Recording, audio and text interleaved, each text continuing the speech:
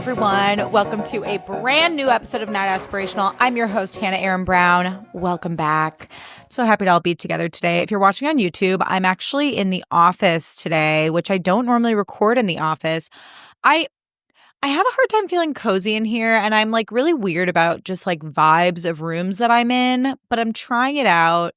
The internet wasn't working well in here, but now it is. So I figured let's give it a try. And also, if you're watching on YouTube, you can see that I have you guessed it, liquid death. I was so happy that I remembered to get my liquid death today or yesterday when I went to the grocery store because I just feel like that girl when I have a liquid death. I'm also sitting on the floor, and I'm one of those people, floor sitters rise, okay? Because anytime I'm at someone's house, they're always like, oh, are you sure you want to sit on the floor? Like, I can grab you a chair. And I'm like, no. I love sitting on the floor. I feel like it like grounds me. And I know that sounds pretentious, but it's how I feel. I am a floor sitter.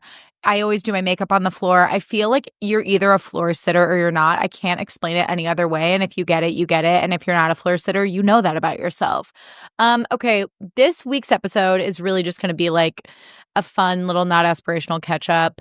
And we do have some exciting guests on the horizon. So keep an eye out. And also next week is Wellness Check Wednesday. So right into the pod, either on Instagram or at notaspirationalpod@gmail.com, which will be in the show notes for you.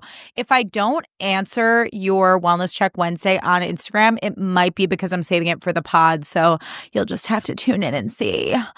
Okay, first thing I want to talk about is I had a harrowing thing happen to me. I was having a really good day on Friday. I had a friend's birthday party to go to that I was really looking forward to. I was feeling like just like alive and excited and not tired. You know those days where you're just like, I'm not tired. I'm just like high on life. Friday energy, like at a 10, okay? And I was going to this cute little store to get my friend a birthday gift. And I love, and I've said this before on the pod, like I love a bullshit store, like a store that's just everything you think you need, but nothing you actually need. So like cute Post-its, socks, candles, tarot cards, crystals, like one of those stores where it's just like cute crap, like perfect for gifting. So I was in a store like this and I'm browsing around, and the store owner is behind the counter and she's doing this like adorable gift wrapping for this woman who's buying like all kinds of things in the store. And then this like really cool looking kind of Gen Z looking girl comes in this cute ass outfit with her hair done. And I was kind of like having one of those days where I purposely stayed ugly until like right before I had to go out, because everyone knows if you save your hotness for the event, you feel even hotter. And inversely, or maybe conversely, I don't know, if you get ready too early, you will feel ugly by the time it's time to leave for the event. You'll be rethinking your hair, your makeup, your outfit. So I was like letting myself be in full troll mode until it was time to get ready. So I'm in this gift shop, definitely easily the ugliest person there. And I'm browsing around and I'm holding this candle that I'm getting for my friend. And I was like feeling myself because I had just gotten paid. So I was like, oh my God, one for my friend, one for me. Woo. And the most insane fart slips out of my ass. Like it truly smelled like I just like took a shit on the ground. And I'm so sorry to be graphic, but this is my truth. It was undeniably horrible. Surely other people in the store smelled it. It wasn't a very big store. And I didn't know what to do. So I just stood in the area and pretended to keep browsing, because I was like, if someone walks into this like little box that I'm standing in, this little area that I'm standing in, they will walk straight into my fart cloud. And if I walk away, it'll follow me. So I was like, I just have to stand in it. And I was so close, y'all. This close to just announcing it, just being like, ladies, that was me. We've all been there. Am I right? But for once in my life, I shut the fuck up and didn't speak, which is very unlike me. Honestly, it's a little bit worrisome. And I didn't say anything, acted like it didn't happen. I was very demure, apart from the rancid fart that snuck out of my ass. I handled it in a demure way. And then I got my stuff and I went in my car and I was like, fuck my fucking life. I was really feeling like the main character, even in my ugliness. I was like, I'm having a main character day. Let's fucking go. Social lives are so back, you guys. And I was really feeling positive until that happened. Ultimately, though, we did go out for my friend's birthday. It was so fun. It was a night where I made it rain. It was like money wasn't a real thing. And again, this is why maybe I'm not the greatest with money. I get paid and I'm like, whoa. And then I'm like, poor again, wah, wah. But that was a night where it was like, we were meat mopping around the town. So it was just like fuck ton of Uber money and worth every penny. And I'll say this, I never regret spending a lot of money if I'm spending it on a night that I actually want to be at. Like if I'm with people I want to be with, if I'm going to places I want to go to, if I'm drinking drinks and eating food that I actually want to eat, I won't fucking think twice. I don't give a fuck if the Uber is $60. I will not think twice.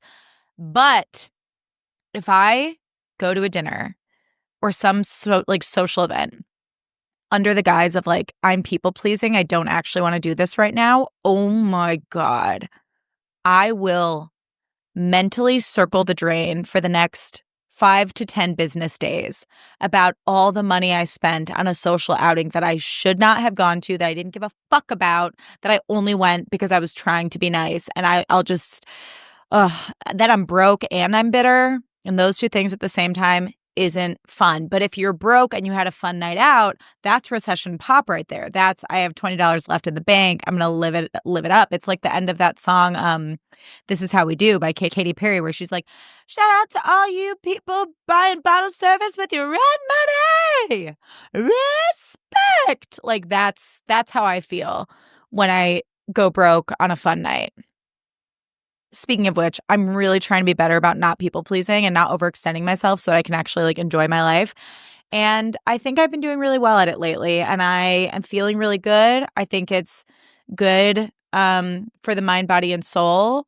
I think people who aren't people pleasing probably live longer and they're hotter. So let that be your incentive to stop people pleasing, because it's scary to do it because, you know, it's scary to worry about people being mad at you or disappointed in you. But ultimately, if you do it in a kind way, you have nothing to feel sorry about. And also, if you go to something under the guise of people pleasing, you're not going to be fun. Like your vibe isn't going to be fun. Your energy and your aura is going to be like kind of rancid. So like, what's the point? You know what I mean? The juice ain't worth the squeeze for you or anybody involved. So yeah. Okay. Another thing that I did recently is I went to a Broadway Burn Orange Theory class. So it was a 60-minute class where we listened to Broadway the whole time. And I like at the beginning was feeling like a little like embarrassed. Like I was like, oh, like, am I too into it? And it's like the only people who go to a Broadway Burn class are like theater kids. So like, I don't know why I was feeling that way. And then I thought about this cutie who has been all over my TikTok For You page and who has been a celebrity crush of mine for a little bit. And that is Mr. Milo Manheim, who is currently starring in Little Shop of Horrors on Broadway. And no, I cannot afford a trip to New York right now, and I don't want to fucking talk about it. And yes, he's 24 and I'm a cougar. We don't need to get into that, okay? But he's been all over my For You page, and he is just so cute, so goofy, so nice to fans, so like bubbly for a boy, like just like truly just like peak golden retriever energy. And I was thinking, I was like doing this Broadway Burn class, and I'm like, you know who wouldn't be embarrassed about just like letting his freak flag fly in a Broadway Burn class? My falling asleep boyfriend, Milo Manheim. Okay. And we can get into falling asleep boyfriends in a second. That's another important conversation we have to have. But I was like, Milo Manheim would not be embarrassed. Milo Manheim would be unapologetically enthusiastic. And he probably never feels left out because he's just like always the funnest person in a room. And so I channeled that energy of my TikTok boyfriend / falling asleep boyfriend, Milo Manheim. And before you know it, I was like, you can't stop an avalanche just races down the hill. And I'm fucking dancing. I'm jazz squaring. I'm riffing to the best of my ability. I'm not a singer. And so I just like, I think that we should all channel Milo Manheim's adorable golden retriever energy, because having fun and like being a nerd is like really fucking fun. And people who try to be cool generally suck. Just generally, they do suck. Taking a sip, Liquid Death Break. Sponsor me. Okay, so falling asleep boyfriends. This is a term that I came up with. My friend and I use it. I don't know about y'all. Some people count sheep to fall asleep. Some people manifest things, which I do sometimes. I've mentioned that. Other times, you just need to have a good, solid falling asleep boyfriend, which is why so many people read smut right before bed. Like, I know what you're doing because I've done it too. And it's basically like you just come up with like a storyline, and it's not like a sexual storyline. It's just like a rom-com-y storyline of you and like a celebrity crush or like a character from a TV show or a book that you have a crush on. And you just like think about it. So like Milo Manheim, like he's a good falling asleep boyfriend because he's just like goofy and fun. So like I have so many like cute rom-com, like meet cute storylines with Milo Manheim. And I just think like everyone should just take a minute to drop in and be like, who do I want my falling asleep boyfriend to be tonight? It's kind of like playing Barbies in your head with yourself and a celebrity. And why would that not be fun? Like you can literally be like, oh my God, this is the outfit I'm wearing when I run into my falling asleep boyfriend, like at the farmer's market. And he says this and I say this. And as you're coming up with all those details, like you will eventually fall asleep. And like the amazing thing about a falling asleep boyfriend is like you really like, you don't have sex with, I mean, you can do whatever you want. I don't have sex with my falling asleep boyfriends. I don't even kiss them. I'm just in like cute situations with hot guys who are famous usually or like fictional. And it's like a great way to fall asleep. You just like vibe. And I know Jake has falling asleep girlfriends too. He just knows better than to tell me about them. Moving right along, there is a new Kesha song called Yippee-Ki-Yay, and it's featuring T-Pain. And when I tell you, we are so fucking back, you guys. And I say this every week. I say it every week, but I have no choice because there's so much fucking good recession pop music coming out right now. And ooh, it makes me so happy. Another thing, this ties into this new Kesha song. I really do feel like energetically, like we're back in 2010. And for some reasons that are honestly quite dark, but we're going to ignore those. We're only going to talk about the good ones because I want this podcast to be a little auditory vacation, an auditory escape. So this Kesha T-Pain song called Yippee-Ki-Yay comes out. And I'm like vibing. I'm like, fuck yeah, we're so back. Then I hear from a couple people I went to, you guessed it, college with. And they're like, hey, Hannah, we're trying to plan a reunion this summer in Chicago. Do you have any interest in helping? I go, do I have any interest in helping? I will quit my day job for this. I can't think of anything I would rather do more than connect everyone and plan this, plan a cute outfit, get a fierce spray tan, fly to Chicago and see everybody this summer. And the debrief brunch that will happen the day after. Oh my God. Talking about what it was like seeing everyone, giggling about little moments you had when you were drunk. I can't think of anything better. So I really feel like I feel like this will offend some people. I'm sorry. I feel like a mom planning a 1-year-old's birthday party. Like this event means so much to me. And it's been so fucking fun. Like Facebook messaging people that I have not talked to since like 2012 being like, hey, how the fuck are you? Give me your email. Please come to this reunion this summer. It has been so life-giving and fun. So between that project to usher me into spring, it's so important to have things to look forward to, like in a general sense. So between that and then this recession pop music coming out, I really feel like I feel like Bradley Cooper in Limitless. I feel like I could fucking like run through a wall right now if I wanted. And that's a great feeling. That's a great feeling to have. I can't wait. I can't wait. And my outfit's already picked. It might change like 5 times before then, but this is my Met Gala. And I don't care if people think that it's lame because we'll get into this again later. And I already said it once in this episode. I think caring about things is really cool. More on that in a second. Ariana Grande also released a deluxe version of Eternal Sunshine Deluxe Brighter Days Ahead. And to accompany it, she released a 26-minute short film on YouTube. And in it, Ari's this like little old lady, and she like goes to revisit her remaining 4 memories at this place called Brighter Days or Brighter Days Ahead or whatever it's called. It's like a very futuristic thing where like she can relive her 4 remaining memories, but once she relives them, they're gone forever. So she only has 4 left. And she's this old lady and she watches her remaining 4 memories one at a time. And presumably those are the ones that meant the most to her, which is why she had been saving them for her old age because she's probably like, I'm going to kick the bucket soon. I just want to revisit these one last time. And like one is like memories of her and her family, and one is like her being a pop star, and one is her like being abducted by aliens and like not remembering anything that just happened in her last relationship, I think. And then one of them is like her being like put together as a Frankenstein. And I know you're probably thinking, what the fuck are you talking about, Hannah? What is in your liquid death? But I am serious. These songs and that short film decimated me. And not everyone likes Ariana Grande. Some people are like, she's a homewrecker. And I'm like, maybe. Fuck if I know. Maybe. But damn, her music makes me feel something. Like, there is a song called Twilight Zone, and it just breaks my heart. And sometimes I hear a breakup song and I'm like, wow, I like don't feel like I'm not gonna ever have to feel emo listening to a breakup song again. Knock on wood. Knock on all the wood. But I'm still enjoying myself. Like sometimes it's just fun to listen to a song and be like cosplay as a sad person and be like, oh, I'm so sad, so angsty. Oh. And that song really does something to me. Okay, moving right along to Summer House. Literally, you guys, I feel like I'm not allowed to talk about it. Like I feel like this room is bugged and I'm going to get in trouble if I bring up Summer House because I was shadow banned. Shadow banned on TikTok. And if you don't know what that is, being shadow banned on TikTok means that no one fucking sees your videos.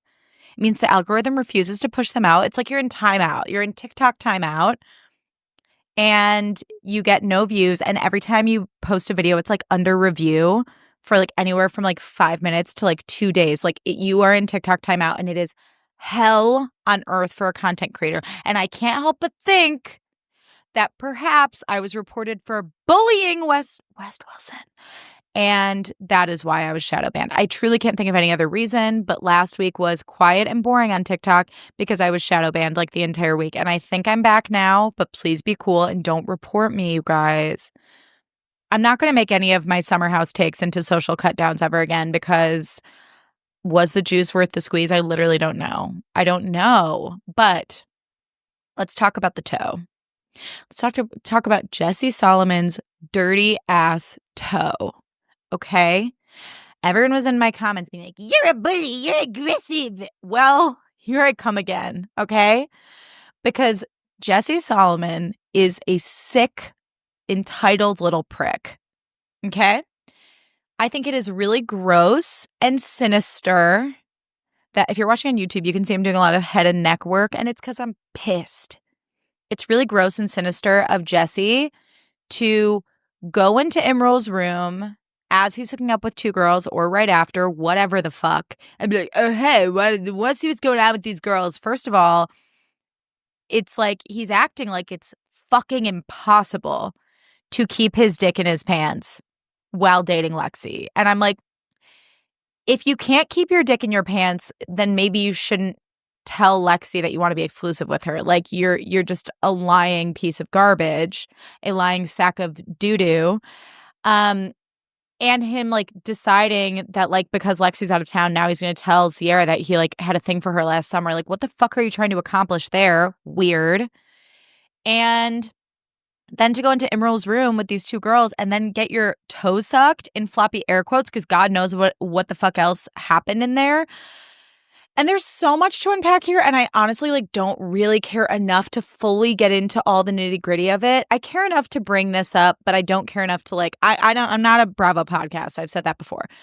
What I think is particularly dark about this though is that I just fucking know that Jesse is the kind of guy who gets off on being like micro famous in this Bravo sphere and having control over women in social situations. And I just know that his sloppy, entitled, drunk ass loved being able to go into a room with two girls and be like, yeah, suck my toe. Yeah, it'll be funny. Suck my toe. Knowing that his feet were dirty and disgusting. And he was like, yeah, my feet were like super gross and she sucked my toe anyway.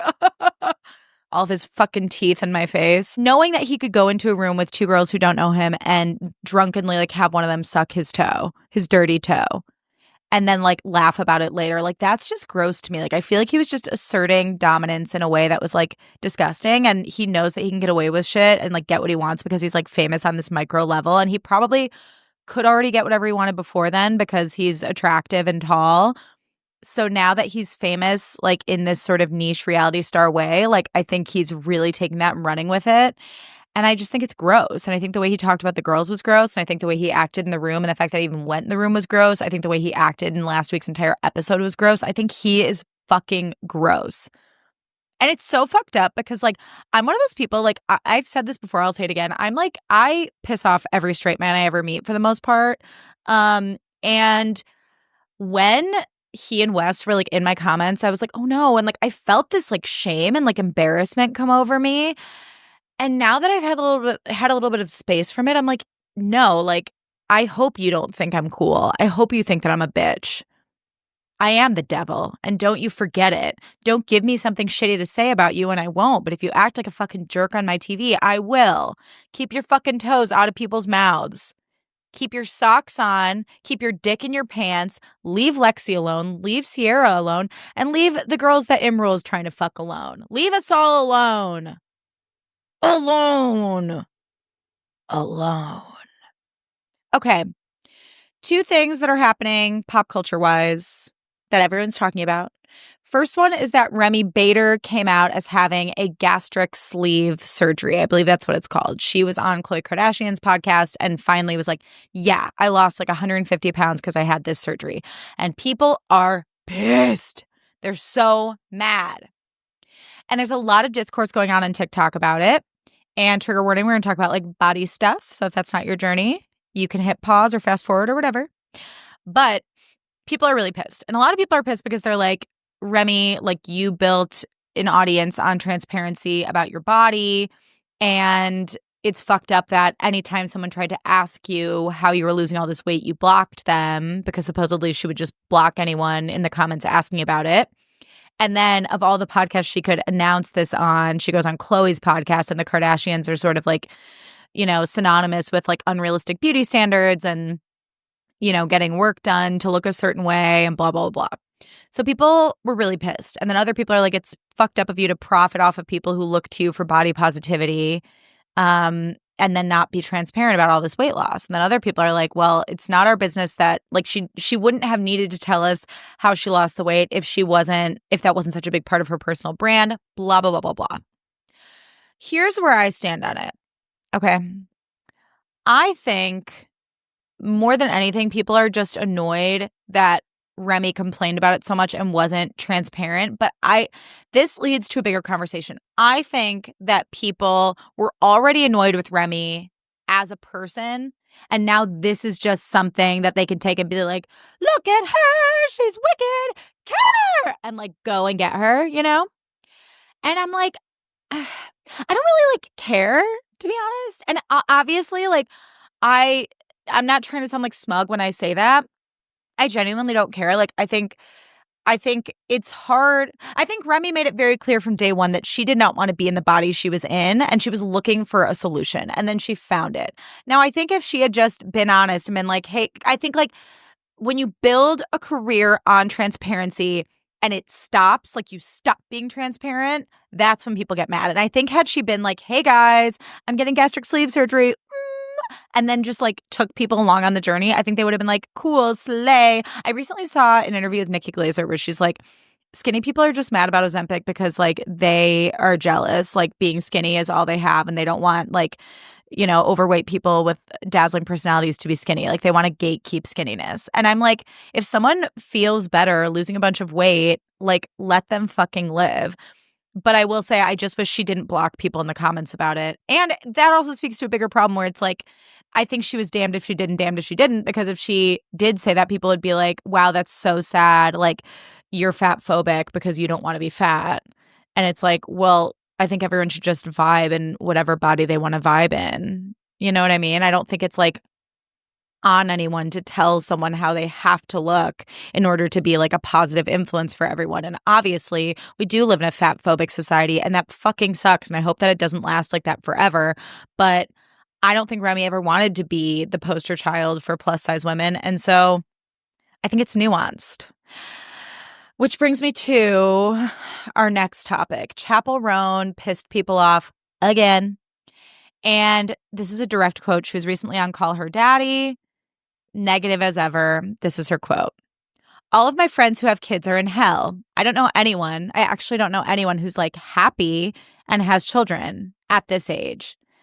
I have like a 1-year-old, like 3-year-old, and 4 and under, 5 and under.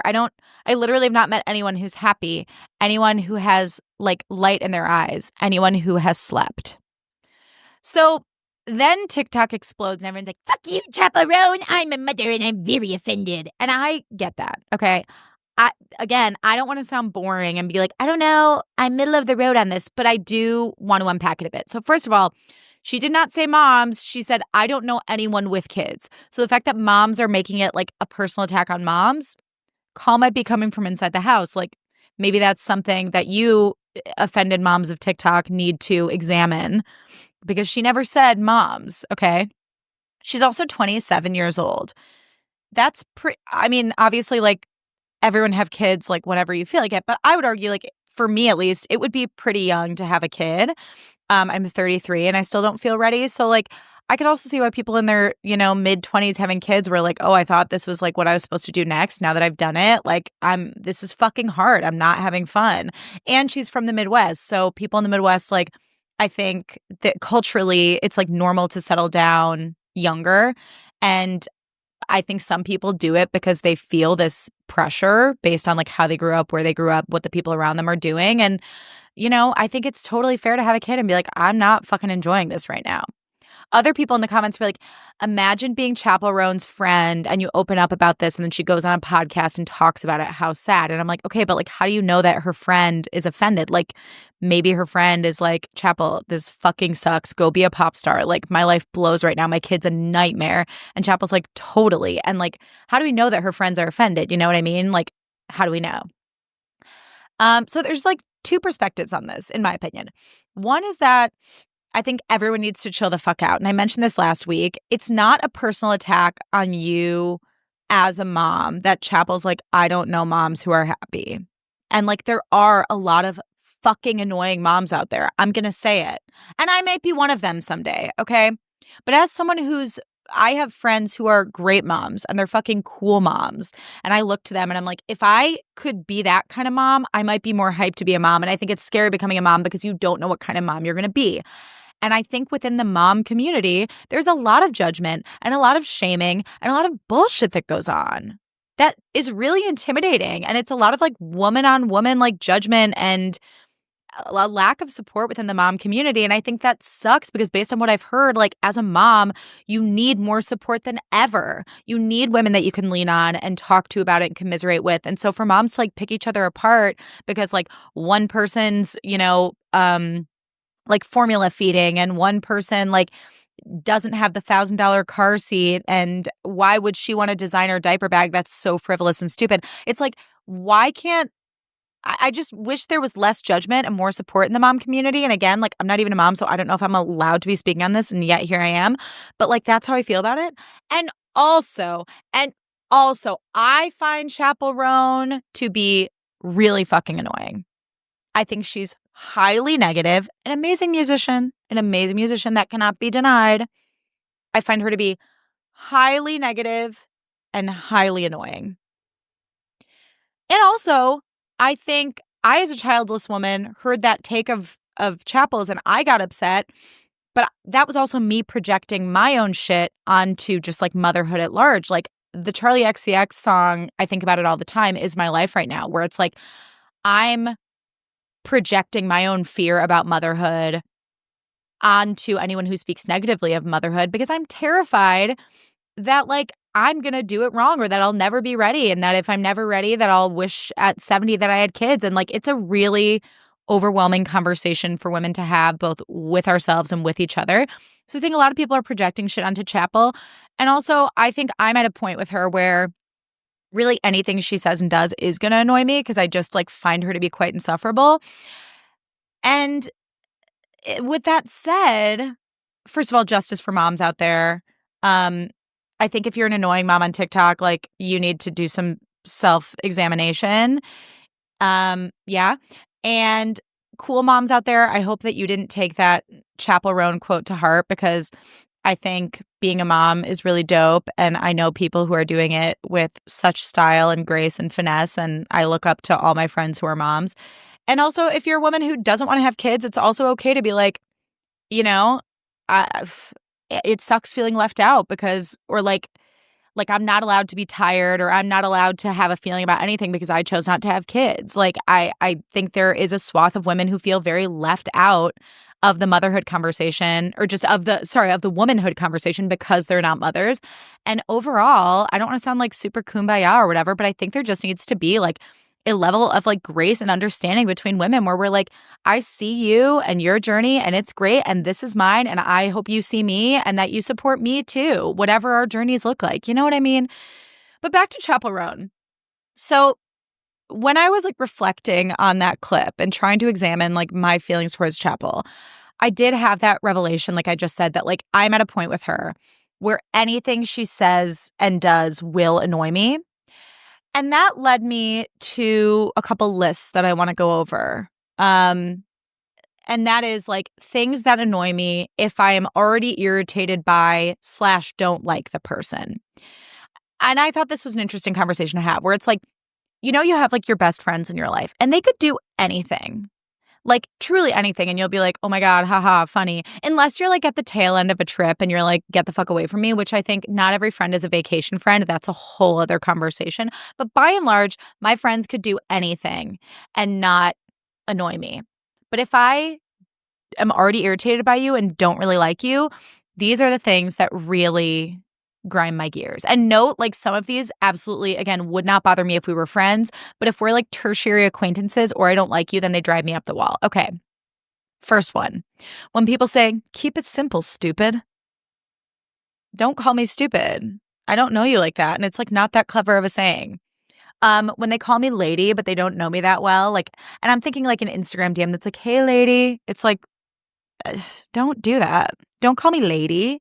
It's like overly familiar. I don't like that. I don't like when people are overly familiar when they know they shouldn't be. It's like, we don't need this false pretense. Don't call me lady. Hey, lady. The tone of it is just very like twee, and I find it bothersome.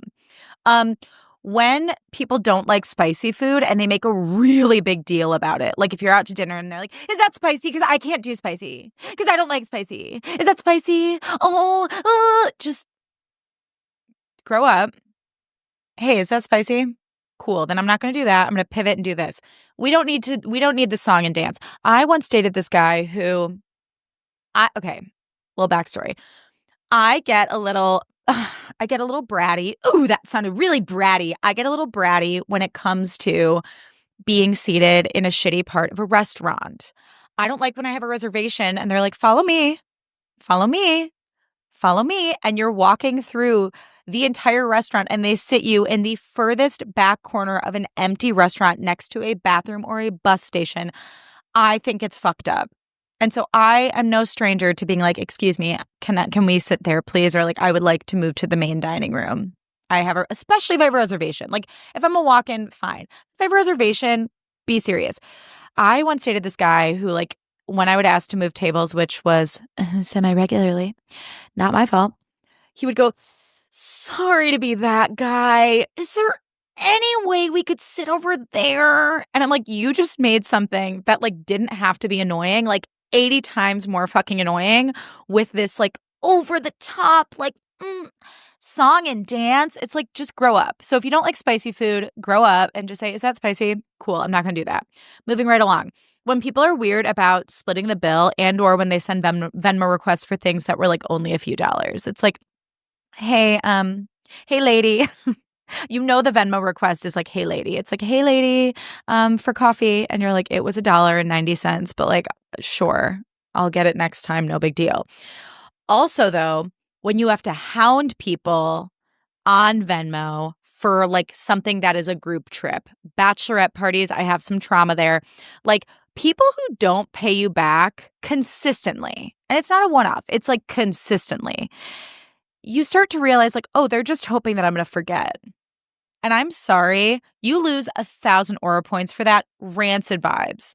If I have to hound you for like hundreds of dollars on a group trip that like the pre-agreed upon plan was, hey, we're splitting this evenly, or like, hey, we're taking the birthday girl to dinner and blah, blah, blah.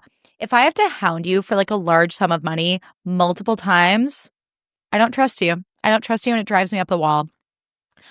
When people can't take a joke. Okay, backstory here. One time in college, I went to this Super Bowl party and it was like with one of my friends and then like her other friend group who like I didn't really know. Hold on, coffee break. And there was this girl there.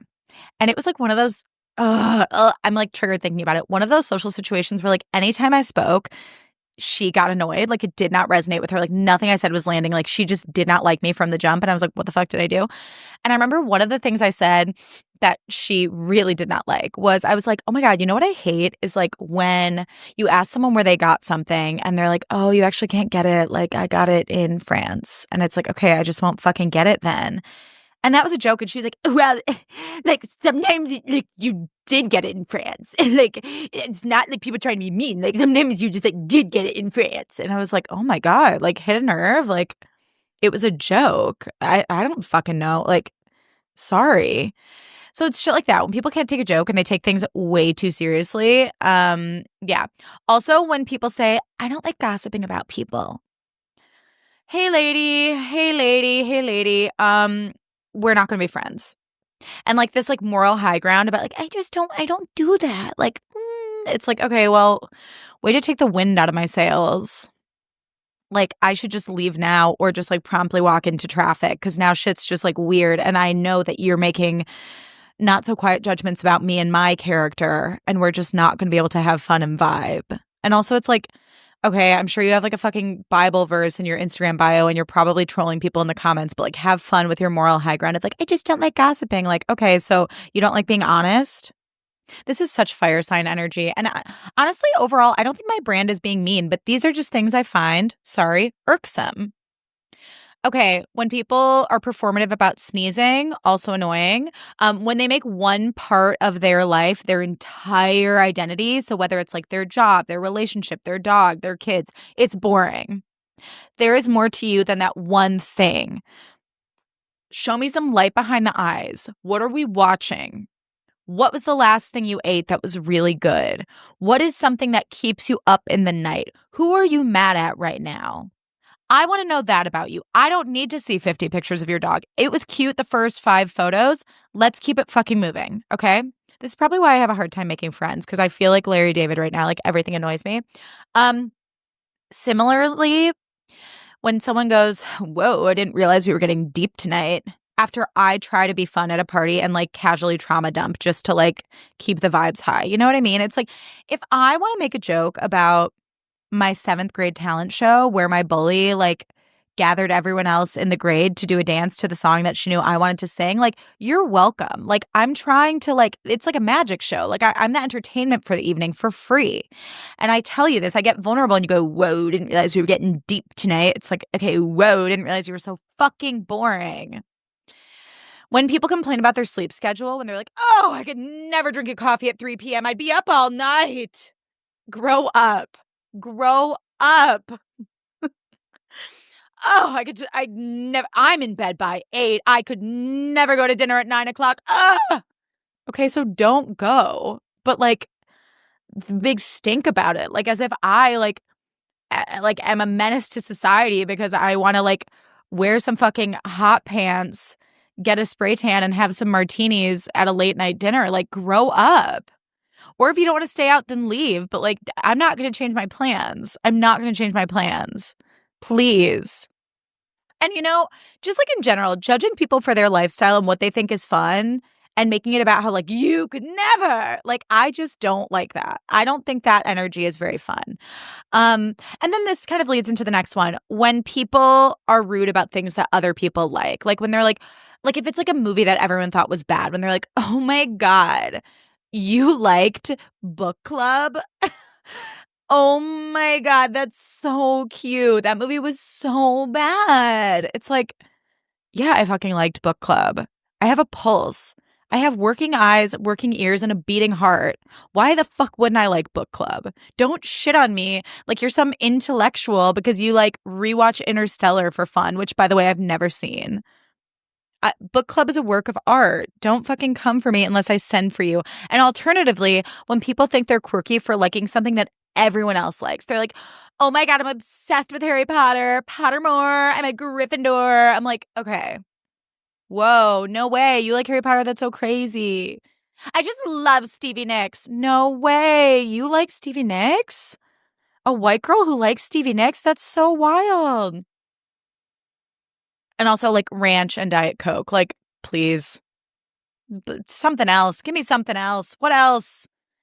And like, again, I love being basic. I love bonding with people about things like, you know, loving Diet Coke and loving being in bed and ranch. But like, I'm not sitting here being like, oh my God, like this is just like a little quirk of mine. You probably wouldn't get it. Like, no, everyone gets it. That's the fun. That's the fun. Okay, so that was highly negative, and I hope that some of you felt seen in that and aren't really fucking mad at me right now, but I wanted to end on like a high note, okay? So these are things that I think make you hot/fun. When you give compliments to strangers, when you follow a lot of people on Instagram and you don't care about your ratio. Like, I love a chaotic bitch who's following like 8,000 people. I'm like, fuck, let's fucking go. Let's pretend that you remembered all those people you followed. Let's not take everything so fucking seriously. When you're a great tipper, even at your brokest, when you care a lot about a theme and go all out, I think that is so sexy. It makes you really, really fun. And honestly, when you go all out with anything, which brings me to my next point, caring is hot. I wrote that in all caps with like 5 exclamation points. And going back to Milo Manheim, he is someone who cares a lot about everything he does. And I think that's part of why he's so hot. Like, caring is hot. Caring about people, caring about what you're doing, caring about anything that you're excited about. If you're like unapologetically excited, I just think that is so fucking hot. When you aren't nitpicky, and on this one, I am talking about the annoying people in the comment section on TikTok, as I talked about last week. When people aren't nitpicky and they just like take something at face value and they're like, okay, yeah, and they're not like searching for reasons to be upset, it just makes you hotter. And honestly, I think it makes your skin better and it makes you age slower. So everyone keep that in mind. When you don't give a fuck if you don't watch a show, or like if someone doesn't watch a show that you like if I love like The Hills and someone's like, I haven't seen The Hills, I'm probably never going to watch it. Like, I think it's hot to not do the whole like, oh my God, you haven't seen The Hills? You have to watch The Hills. Okay, so I'm actually talking more specifically about like Breaking Bad or Ted Lasso. When people are like overly theatrical about me never having seen it, being like, no, you will love it. I swear. You really have to watch it. You have to. Schitt's Creek. You have to watch Schitt's Creek. You'll love it. I don't like the way it looks. I don't like Ted Lasso and I don't like Breaking Bad and I'm never going to watch them. So we don't need to do this song and dance of me watching them. So I think it's hot when people like don't give a fuck. And like if I'm like, I haven't seen Ted Lasso, they're like, oh, cool. That's okay. You probably wouldn't like it. Oh, how refreshing. How refreshing. When you don't care about being an individual and just like what you like unapologetically, I think that's really hot. Like, people who try too hard to be individual are just like pretentious and annoying. When you have a work ethic, I think that's really hot, especially in this day and age. And I'm not talking about like corporate burnout. Like, I don't co-sign that. But when you like really work hard at the things you care about, I think that's really sexy and unfortunately very unique at this point. When you have hobbies, I think that's really hot and makes you fun. When you do shit alone, I think that's so hot. Like when you go out to eat, when you see a movie alone, when you read in public alone, write in public alone, go shopping alone. I think that's so hot because that communicates to me that you know that you are so fucking fun and that the thoughts in your head are so fun and or just so unhinged that you can have fun alone. And I think that's really sexy. When you're stable, though, that's also really hot and fun. Like, yes, you can like go to a late night dinner and like have a nice time, but also like you're not like your energy isn't chaotic. Like you're not going to get us like kicked out of somewhere. Like you're not going to get in a public altercation. Like you're just here you're like down to clown, you know what I mean? But you're stable at the end of the day. I like that. I think that's really hot. When you can gossip, but keep it cute. Like you're fun and cute about it. Like you're like, oh, haha, like, and like Am I right? Like, that's so hilarious. But you're not like fucking rancid and demonic about it. Because I do think there's a type of gossip that's cute and then a type that's like sinister where it's like, whoa, why are you so mad at that person? Like, where did this level of animosity come from? I don't like that. I like when it's fun and cute gossip that's just like, hee hee, oops, kind of thing. I think that's really hot. When you're warm and just like nice, I think that is like the sexiest thing in the world. Oh, when you just like look people in the eye, when you make eye contact and you're like, how are you doing? And you actually care and you listen and you're not just waiting to talk. I think that is so fucking hot. And finally, when you put your phone away in social settings, unless you're taking pictures. Oh my God. You just put that shit away. You're having conversations. You're engaged in the moment. I think that is so sexy. And I think it is something that a lot of us don't do enough. I think when we're feeling anxious, we immediately reach for the phone and we just try to dissociate. I'm guilty of it. I'm guilty of it. But I think when you just put your phone away and you take in the scene, you have conversations, you ask people questions, I just think it makes you the coolest, hottest person in the room, period. Unless you're taking a picture, because taking pictures is fun. But, and also offering to take a picture, I think makes you really hot. Like if you see a bunch of girls, like even if you don't know them, being like, do you want me to get a picture of you guys? Oh, I think that is like the most infectious, sexy girl energy that you could have. That felt really cathartic for me, and I hope that it did for you too. And if you're mad at me, don't tell me, I won't be able to take it. Okay, everyone, thank you so much for listening. That is this week's episode. If you are loving the pod, leave it a rating and a review. Send it to your friends. Send it to your mom. Send it to your dad. Listen to it on your dog walk. Any and all things, okay? Any and all things. If you're a school bus driver, play it on the bus for all the kids to hear. Actually, don't. You'll probably get in trouble. But, I just hope you're loving it. And feel free to send it to whoever and leave a rating and a review if you like it. Also leave a comment on YouTube or Spotify if you feel so inclined, and follow me at Hannah Aaron Brown on all platforms. I love you all. Thank you so much for listening, and I will see you soon. Bye.